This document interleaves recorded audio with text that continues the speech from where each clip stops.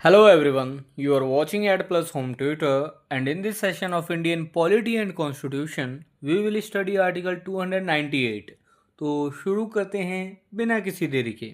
जैसा कि आपको भी पता है, भारतीय संविधान यानी इंडियन कॉन्स्टिट्यूशन को आर्टिकल्स में बांटा गया है और इन्हीं आर्टिकल्स को 22 पार्ट्स के अंतर्गत रखा गया है। इसी 22 पार्ट्स में से 12th पार्ट में फाइनेंस, प्रॉपर्टी, कॉन्ट्रैक्ट्स और सूट्स के बारे में बताया गया है, जिसके अंतर्गत आर्टिकल 264 से लेकर आर्टिकल 300A तक के सारे आर्टिकल्स आते हैं।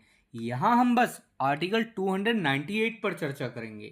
आर्टिकल 298 पार्ट 12 के चैप्टर 3 के अंतर्गत आता है। चैप्टर 3 में property, contracts, rights, liabilities, obligations और सूट्स के बारे में बताया गया है। यहाँ मैं पहले कंटेंट को इंग्लिश में रीड करूँगा, फिर उसकी मीनिंग आपको हिंदी में समझाऊंगा ताकि आपको कंसेप्ट ज़्यादा से ज़्यादा समझ आ सके। Article 298 talk about power to carry on trade etcetera.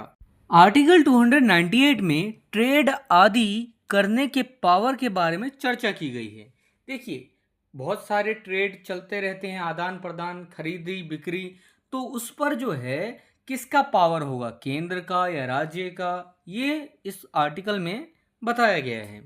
The executive power of the union and of each state shall extend to the carrying on of any trade or business and to the acquisition, holding and disposal of property and the making of contracts or for any purpose.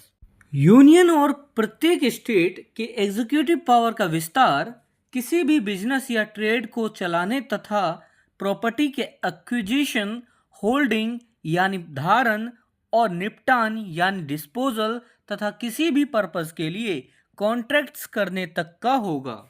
देखिए, यहाँ पर यह बताया गया है कि चाहे union हो, चाहे केंद्र हो या चाहे स्टेट कोई राज्य हो, तो उनका जो एग्जीक्यूटिव पावर है, जो मंत्री परिषद है उनका, क्योंकि मंत्रियों के द्वारा ही कार्यपालिका चलाई जाती है, तो वो जो एग्जीक्यूटिव पावर है उनका जो विस्तार होगा वो किसी भी बिजनेस या ट्रेड को चलाने तक का होगा और उस बिजनेस या ट्रेड को चलाने के साथ साथ प्रॉपर्टी के एक्विजिशन और होल्डिंग। देखिए, आपने देखा होगा कि यूनिवर्सिटी, अगर सरकारी यूनिवर्सिटी लगानी है तो स्टेट जो है प्रॉपर्टी का एक्विजिशन कर लेती है, तो उसी बात को पे चर्चा की है। तो प्रॉपर्टी के एक्विजिशन, होल्डिंग यानी धारण और निपटान यानी डिस्पोजल, मतलब निपटान, उसको कैसे अगर निपटाया जाए उस बात को, तो उस चीज़ को जो है वो स्टेट या यूनियन कर सकती है। मान लीजिए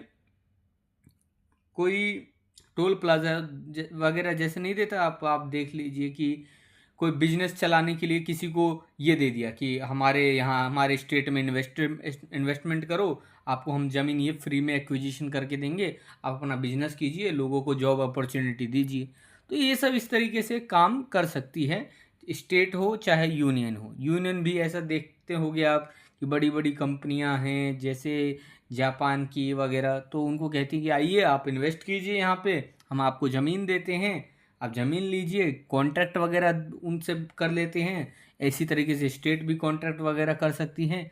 तो ये सब जो है यूनियन और स्टेट के एग्जीक्यूटिव पावर का विस्तार होगा। यहाँ तक बिल वगैरह लाने की ज़रूरत नहीं है इसके लिए, ठीक है। तो इसमें यह कहा गया है। देखिए, यहाँ पर लिख दिया गया है प्रोवाइडेड डेट, जिसका मतलब होता है इफ़ एंड ओनली इफ़, जिसका यह अभिप्राय है कि जो भी हमने पिछले अभी पढ़ा है आर्टिकल 298, इसी आर्टिकल में वो जो पहले पढ़ा है, तो वो जो तभी वह सब संभव है यूनियन और स्टेट के संदर्भ में, तभी संभव है जब वह इन नीचे दो बताई गई बातों को, दो पॉइंट्स को, पॉइंट नंबर ए और बी को फॉलो करें।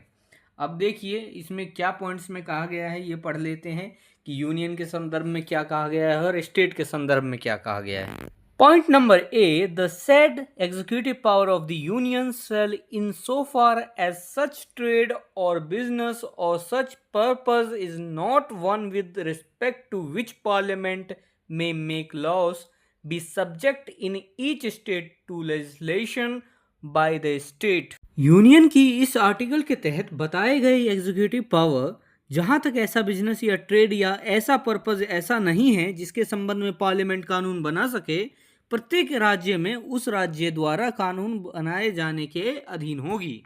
देखिए यहाँ पे कहा गया है कि यूनियन के एग्जीक्यूटिव पावर का विस्तार कहाँ तक होगा। मान लीजिए कहीं किसी जिसके संबंध में किसी बिजनेस या ट्रेड के संबंध में या जो है पार्लियामेंट को कानून बनाने का अधिकार नहीं है, ठीक है।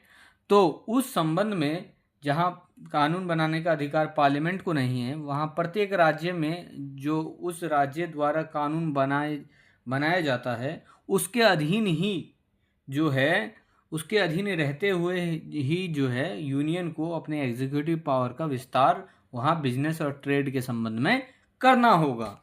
Point number B, the said executive power of each state shall, in so far as such trade or business or such purpose is not one with respect to which the state legislature may make laws, be subject to legislation by parliament। देखिए प्रत्येक राज्य की इस article के तहत बताए गए executive power जहां तक ऐसा बिजनेस या ट्रेड या ऐसा पर्पस ऐसा नहीं है जिसके संबंध में स्टेट लेजिस्लेचर कानून बना सकता है, पार्लियामेंट द्वारा लेजिस्लेशन यानी कानून के अधीन होगी। देखिए ये वाइस वर्सा है पॉइंट नंबर ए का। यहाँ यह कहा गया है कि जिस संबंध में जिस पर्टिकुलर बिजनेस या ट्रेड के संबंध में कोई ऐसा टॉपिक है जहाँ स्टेट लेजिस्लेचर जो राज्य का विधानमंडल होता है वो कानून नहीं बना सकता है, तो ऐसे केसेस में पार्लियामेंट द्वारा लेजिस्लेशन यानी कानून के अधीन होगा। जो भी है वहाँ पार्लियामेंट वो बिजनेस या ट्रेड जो पार्लियामेंट जो उस पर कानून बनाती है वो उसी के अधीन होगा, उसी के अधीन वर्क करेगा उसके अकॉर्डिंग। तो यह कह दिया गया है कि जहाँ स्टेट लेजिस्लेचर को कानून बनाने का अधिकार नहीं है उस केस में क्या होगा, उस केस में स्टेट का एग्जीक्यूटिव पावर कहाँ तक होगा। तो हमने देख लिया फर्स्ट पॉइंट में कि जहाँ यूनियन को कानून बनाने का अधिकार नहीं है तो वहाँ एग्जीक्यूटिव पावर कहाँ तक होगा, वो राज्य के अधीन हो जाएगा कि मतलब वो वहाँ राज्य का अधिकार हो जाएगा ना उस ट्रेड और बिजनेस पे, क्योंकि वहाँ तो उसको कानून बनाने का अधिकार ही नहीं है। तो प्रत्येक राज्य में उस राज्य द्वारा कानून बनाए जाने के अधीन हो जाएगा वो बिजनेस या ट्रेड, उस हिसाब से चलेगा। और जहाँ पॉइंट नंबर बी में यह कह दिया गया कि जहाँ स्टेट को कानून बनाने का अधिकार नहीं है स्टेट लेजिस्लेचर को, तो वहाँ पार्लियामेंट द्वारा जो भी कानून है उसके अधीन जो है होगा सब कुछ। मतलब बिजनेस या ट्रेड जो है या ऐसा वो सब जो है किसी भी ऐसा पर्पस के लिए जो है उसके अकॉर्डिंग चलेगा जैसा पार्लियामेंट का कानून कहता है।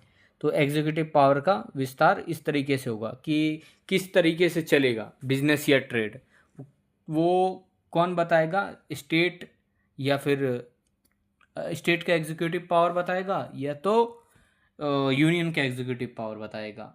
और बिजनेस और ट्रेड के पर्पस के लिए चाहे एक्विजिशन हो होल्डिंग हो, जो हमने पहले पढ़ा था इससे पहली वाली स्लाइड में, बिजनेस का प्रॉपर्टी का एक्विजिशन हो होल्डिंग हो या फिर निपटान हो डिस्पोजल हो या कोई कॉन्ट्रैक्ट हो उस पर्पस के लिए, तो वो सब का एग्जीक्यूटिव पावर किसके पास होगा, यूनियन के पास होगा या स्टेट लेजिस्लेचर के पास होगा। तो ये हमने पॉइंट नंबर ए और बी में देख लिया कि अगर यूनियन को पावर नहीं है कानून बनाने का जिस पर्टिकुलर टॉपिक के संबंध में, अगर कोई टॉपिक है ऐसा जिसके संबंध में मान लीजिए कोई बिजनेस या ट्रेड के संबंध में, तो वहाँ राज्य का कानून वहाँ पे लागू हो जाएगा, वो राज्य का अधिकार आ जाएगा वहाँ पे। और जहाँ पे राज्य को अधिकार नहीं है जिसके संबंध में, वहाँ पार्लियामेंट बना देगा उसका कानून और वहाँ उसका एग्जीक्यूटिव पावर का विस्तार हो जाएगा। तो ये कहा गया है पूरा कुल मिला के। यदि ये वीडियो आपके लिए हेल्पफुल है तो ऐसे और वीडियोस के लिए चैनल को सब्सक्राइब करें और इस वीडियो को लाइक करें।